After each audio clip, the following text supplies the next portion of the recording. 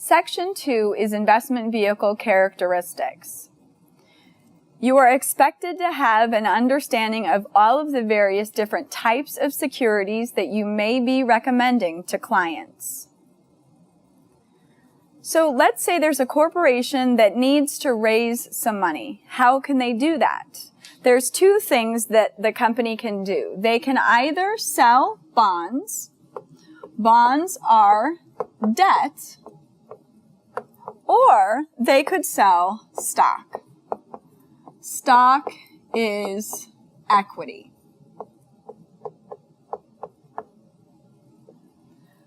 Many of the concepts that are covered in this section, if you already have your Series 6 or Series 7, will be a review for you.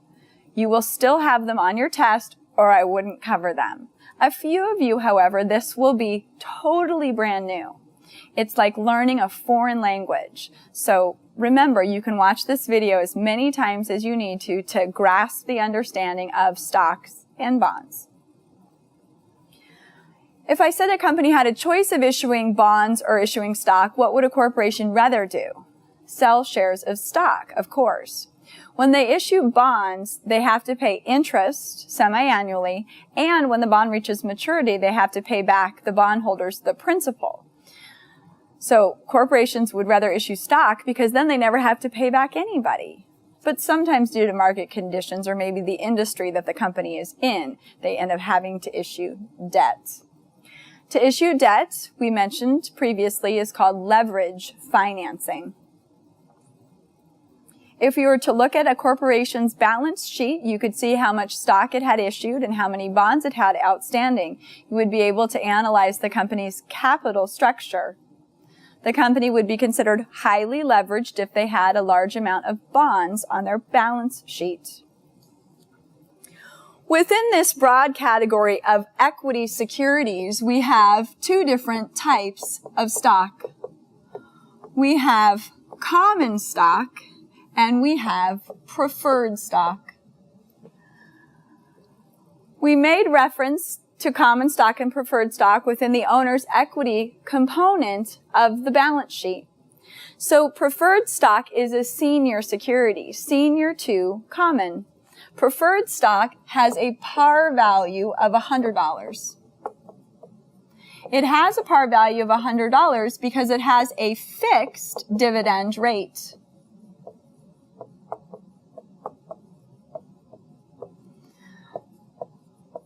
A dividend is never guaranteed. Dividends are paid at the discretion of the company's board of directors. What do they want to do with their cash? Do they want to pay a dividend or not? It's really up to them.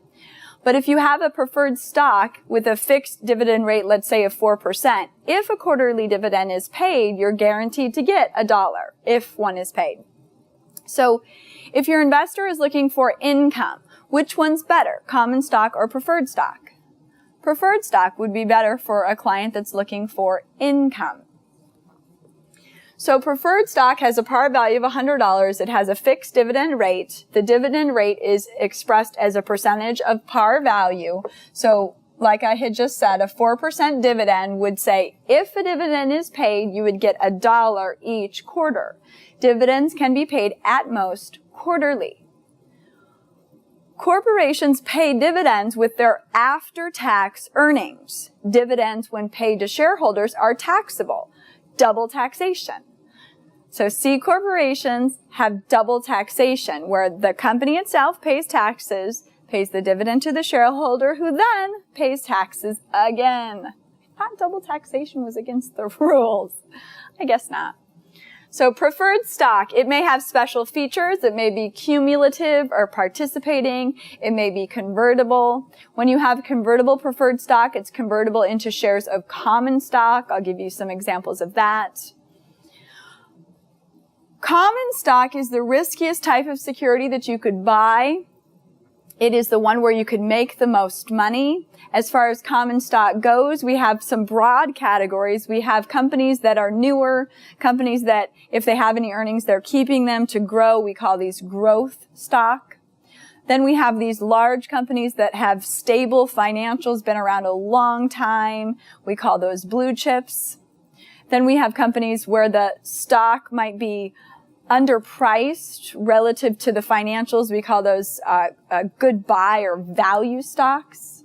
So common stock as a general rule, though, is what somebody would want if they want to make money, common stock. So we do kind of talk in generalities here, meaning that part of your job as an investment advisor representative is going to be to make recommendations to your client. And we'll have a whole chapter that's geared towards understanding someone's suitability. Generally speaking, the younger the client is, the more risk they can take on. The younger clients are happier, generally speaking, in equities because they have a higher potential for growth. They have a higher potential for appreciation over time. So we said preferred stock's par value is $100. Common stock doesn't have a par value per se. The par value is arbitrary. It's set by the board of directors. A point on a stock is equal to $1. A point on a stock is equal to $1. So when a stock is trading at $25.42, it's trading for $25.42. So it's not hard to understand. You just put a dollar sign in front of it. A point on the stock is equal to $1. Common stock generally will pay a cash dividend as declared by the board of directors. Common stock can also pay a additional share or pay the dividends in additional shares, I should say. So preferred stock can only pay a cash dividend, but common stock can pay a dividend either in cash or in additional shares of stock. Are dividends guaranteed? No, dividends are declared by the board of directors. If your investor has growth stocks in their portfolio, do those generally pay lots of dividends or little to no dividends? Little to no dividends. They have what we call low yield. Growth stocks pay little to nothing in dividends. They have low yield. Blue chip stocks would be better for someone looking for that dividend income because they would have a higher history of paying dividends. You can never guarantee the dividends. We need to talk about some dates as far as this dividend goes. When we're talking about common stock, the board of directors meets, and on a quarterly basis, they decide whether or not they're going to pay out a dividend. Dividends can be paid at most quarterly.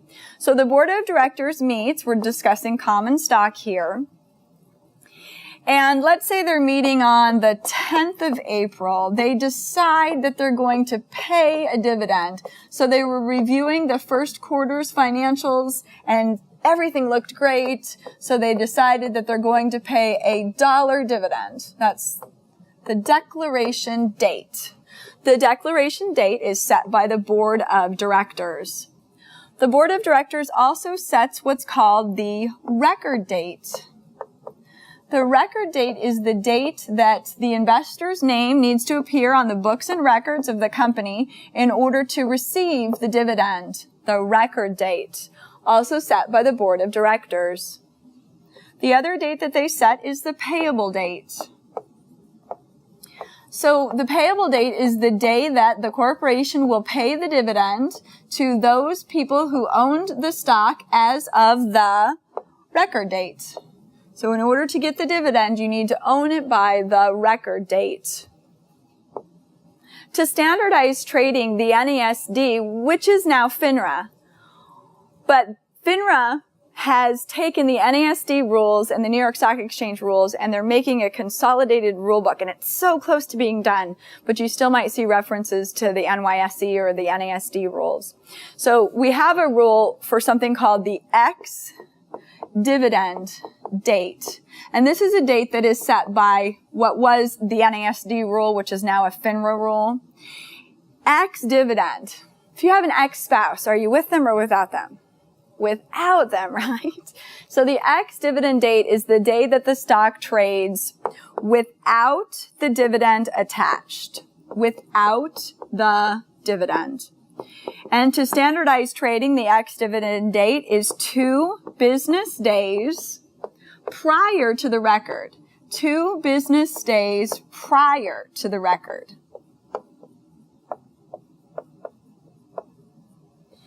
So there's potentially a question in all of this as far as your customer heard as of the declaration date that this company had declared a $1 dividend and they really want to get it. So they want to know when's the latest that they can place their trade to get the dividend.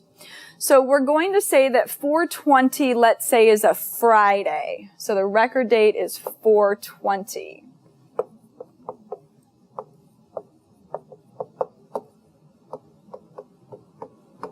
And then we had 4/29. It's payable. And this is a Friday. So the ex-dividend date, we have to go back in time, the 19th, the 18th, the 17th. So Thursday, Wednesday, Tuesday.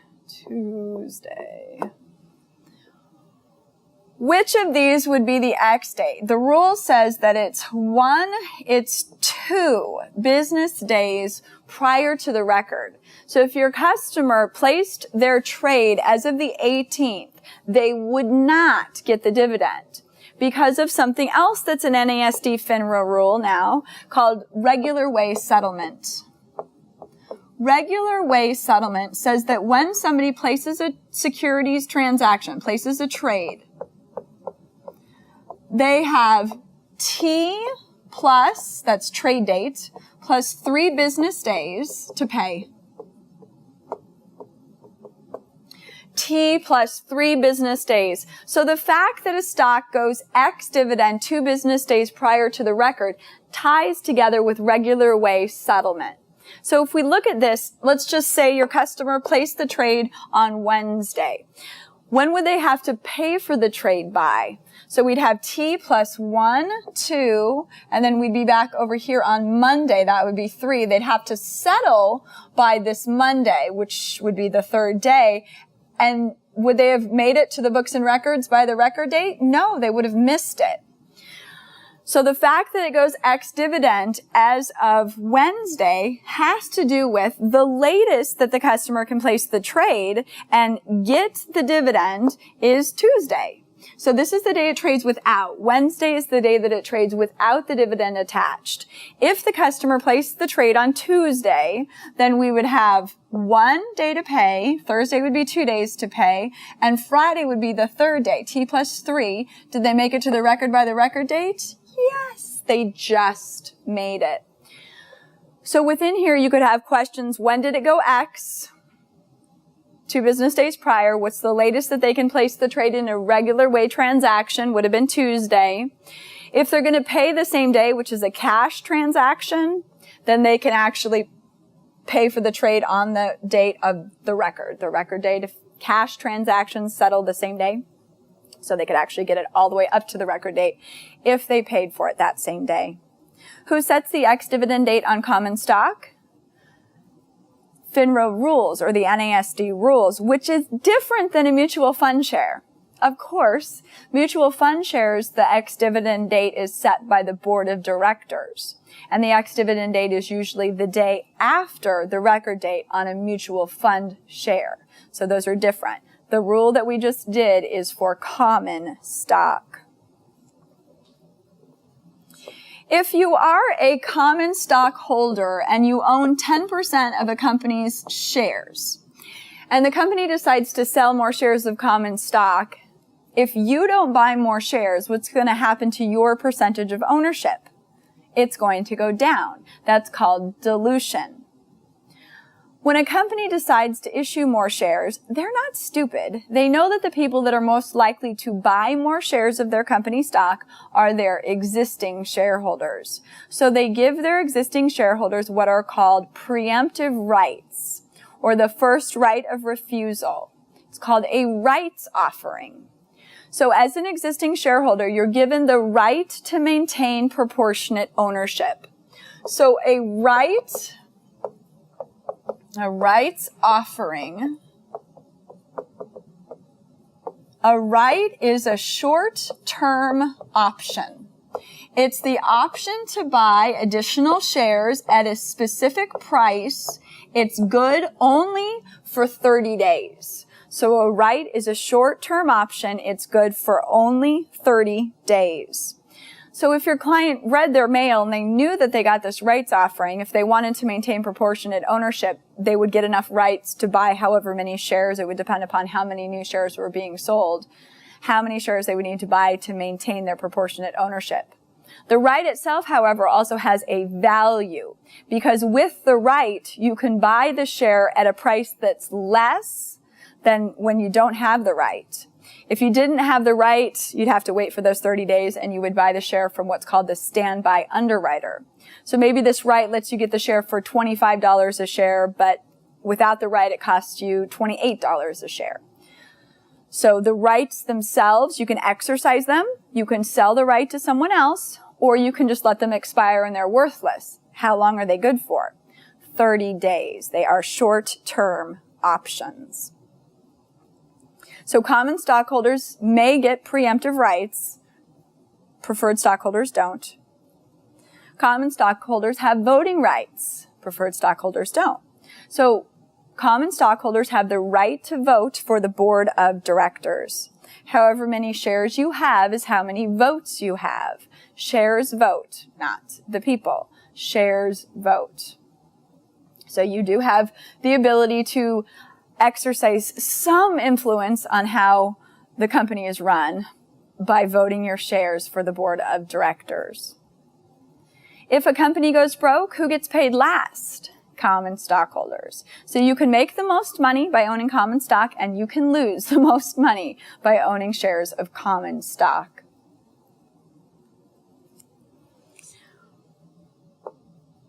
We have a hypothetical stock quote in the PDF with the course that gives us a quote for Microsoft, gives us the company's symbol MSFT, gives us the 52-week high and low like a stock quote would, tells us the volume, so close to 80 million shares were traded yesterday. It tells us the yield. So what we see in a stock quote is what is called the stock's current yield. Once upon a time, this exam was math heavy. It had over 10, 12 math questions. Over the years that I've been doing this, the math questions have slowly gone away. There's a couple. This is one of them that I would definitely know. I would say the most math you will ever have in your test would be 4 questions. And the least math that you might have is none at all. So it really depends upon what exam you get, whether or not you have math questions or not. So math used to really make my students nervous, and it was something that you had to do well on. At this point, I'm okay if you miss 4 questions. Granted, don't. I'd rather you didn't miss any. 100% is a great score. But really, just passing is what you're looking for. So there's a few math, but don't get caught up in the math. So the formula for current yield on a stock is annual dividends divided by current market price. Annual dividends divided by current market price. So we have the annual dividend in this stock quote is 32 cents. So that is the numerator. The denominator for current yield is what is the stock's current market price. So when you're looking at a stock quote to find its current price, you want to look at what is the column that's titled last. So last says $25.43. Now, you might need to pause me for a second here. Pause me if you need to. Go get a basic non-programmable calculator. I know you don't want to. You'd rather just sit there.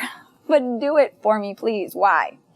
Because there's something about doing this math on the calculator with me as I'm doing it so that you can see what it looks like. It doesn't look like 1.26%. Did you do it with a calculator? It's 0.0126, which is 1.2%, 1.26%. But if you don't practice to see what it looks like, what happens a lot of times when you get into the test is you go, is that less than 1%? Is that 1%? Is it 12%? You can't remember how to do it. So please practice with that basic non-programmable calculator. I know you have one. Use your cell phone. There's one on there. Granted, they won't let you take it into the test. They will give you one at the test. So annual dividends, 32 cents, divided by last, the current market price, 25.43. It looks like this on your calculator, yes? What you move this over is 1.26%. So practice using your calculator. Something else that you'll see in the stock quote is the PE ratio. So the price earnings ratio for Microsoft at this point is 25. That's 25 to 1. That says that the market price is 25 times earnings per share. 25 times earnings per share. If you know that the PE is 25 to 1, price earnings ratio, could you tell me what the earnings per share were? Well, think about that. How would you do that? If you have the current market price is 25.43 and the price earnings ratio is 25, I always put to 1 because that helps my brain. You take the 25.43 and you divide it by, says the market price is 25 times earnings per share, and that gives us earnings per share of $1.02. And where does this number appear? Is this on the company's income statement or is it on their balance sheet? It's on their income statement. So all of these things are tied together. I think that's pretty cool. So you'll be able to understand how all of these things go together. Now, what did they do? Did they pay out? How much did they pay out? Of the $1.02, they paid out 32 cents in dividends.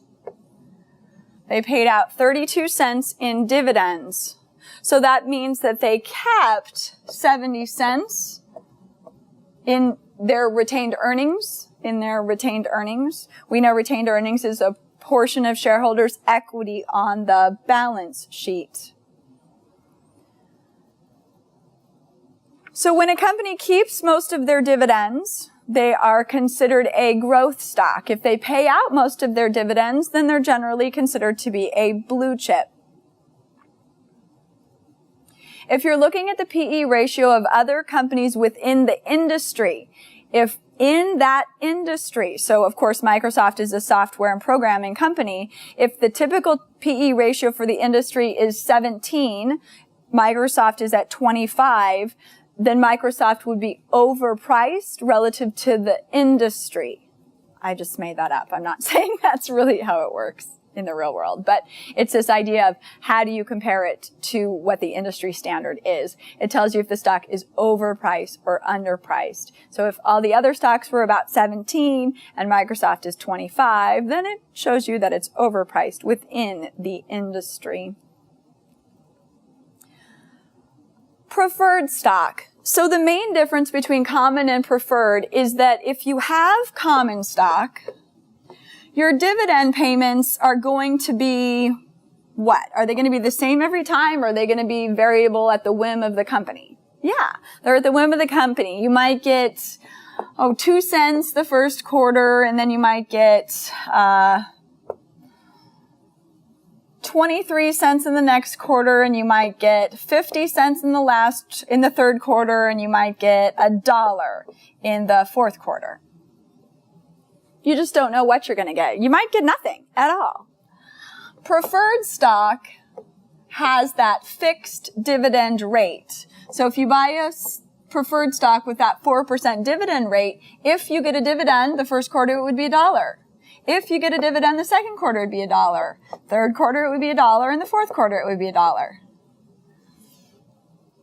So whatever percentage it is an annual dividend. You need to divide that by 4 to figure out what the quarterly dividend would be. This does not guarantee that a dividend is paid. It just says if one is paid, you know what it is that you would get. Preferred stock may have special features. Common stock can never have a special feature, but preferred stock may. It enhances the marketability. It also allows the company to issue the preferred stock with a lower dividend rate. So preferred stock with no special features we call straight preferred stock.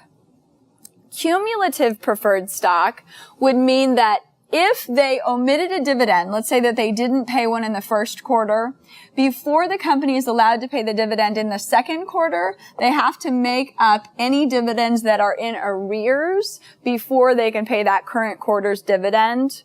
Cumulative preferred stock. Participating preferred stock would work like this. If you had participating preferred stock, you would get the preferred stock dividend of $1 plus the common stock's dividend of 2 cents. $1 in the second quarter plus the 23 cents, $1 plus the 15, $1 plus $1. So participating preferred stock, you get not only the preferred stock's dividend, but you also get to participate in the common stock dividend. Convertible preferred stock. If you have convertible preferred stock, it has a conversion ratio. So let's say something like 10 to 1. So for your 1 preferred stock, you can get 10 shares of common, for example. So the test question would tell you what it is, what the conversion ratio of the convertible preferred stock is. So 10 to 1 is just one that I made up. If the preferred stock is trading at $100 a share, and the common stock is trading at $8 a share, would you want to convert this preferred stock into shares of common? Would you want to? Would you want to give up something worth $100 to get something worth $80? Would you want to? No, of course not. This is what we call below parity. Parity means equal. So the question could be, what would common stock need to be trading at to make it in parity? If common stock is trading at $10, then it's equal. The preferred stock's trading at $100, 10 shares of common at $10 a share, equal, in parity. If there was the opportunity for you to purchase, to convert this preferred stock when the common stock is trading at more than the parity price of 10, so let's say common stock is trading at 12, would you want to convert? Yes, this is above parity. So get rid of your something worth $100, get your something worth $120, and it's like that. It's just a moment in time that you can take advantage of this. Because in reality, the convertible preferred stock, if what's underneath it is worth $120, the market's going to price this at a parity price of $120. So it's an arbitrage situation, this dealing in price differentials, and if you could take advantage of it, which it's almost impossible with how fast the markets move these days, but if you could, arbitrage, it's perfectly legal to engage in arbitrage. It's dealing in differences. Convert the bond, get the shares because they're worth more than the preferred stock at $100 was worth. So go for it. So the special features are only available on preferred stock. When a company first sells shares of stock, they sell those shares in the IPO, in the initial public offering. And when the shares of common stock are very first sold, they're sold in the primary market. And when they're sold in the primary market, they're sold at a fixed price. It's called the public offering price. So let's say $50 a share is what the share is sold for in the IPO. So the primary market is the issuer marketplace. It's an issuer transaction. The whole reason why companies have IPOs is to raise money so that they can grow. So they have this initial public offering. They sell their shares at this fixed price, this $50. How many times is a share brand new? Once. Then it trades in what is called the secondary market. The secondary market is where non-issuer transactions take place. The secondary market, shareholder to shareholder. This is where the used stocks trade. So when they're new, they're in the primary market, and they're only new once, and then they're in the used stock market. So we commonly talk about the over-the-counter marketplace, and the New York Stock Exchange. Now, there's other exchanges other than just the New York Stock Exchange. There's quite a few other ones that we'll reference later on in the course. But these are still the two largest ones, the ones that we're most concerned about. Who determines the price of a stock in the secondary market? The market. Supply and demand. Market sentiment. So the price in the secondary market is determined by the market. It's determined by supply and demand. So if your customer buys a stock, why do they do this? Why? To make money. Why else would you want to buy stock? So if you're long a stock, you believe that the company's market price is going to go up.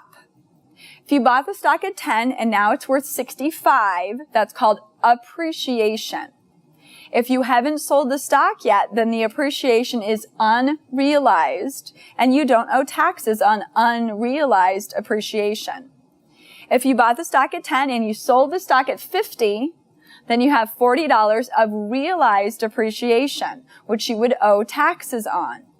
If your holding period for the stock is 1 year or less, then the gain is taxable at ordinary income rates.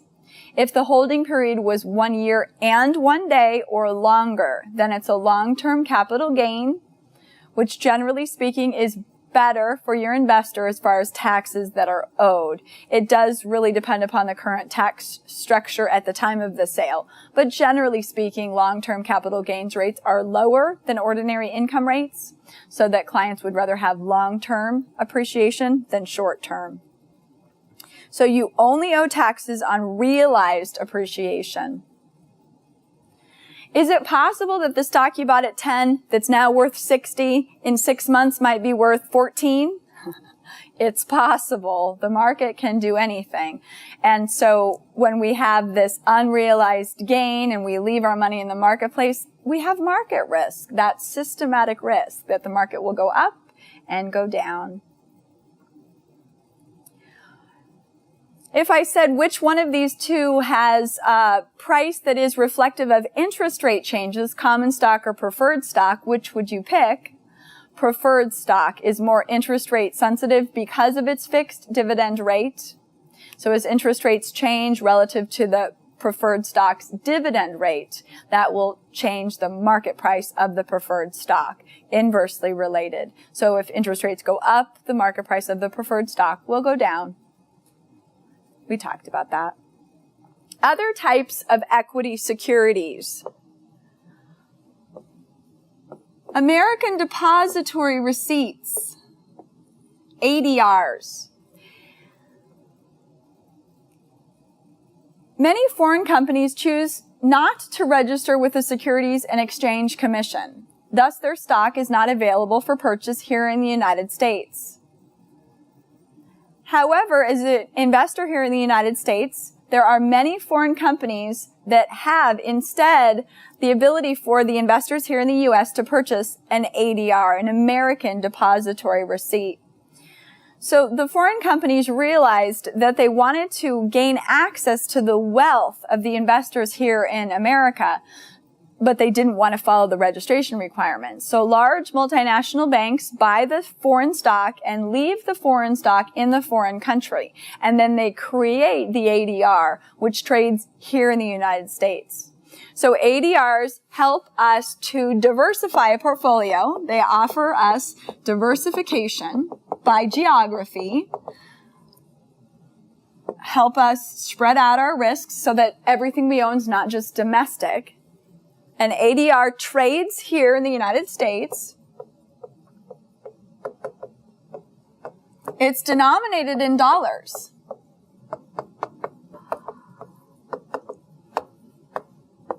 Subject to currency exchange rate risk.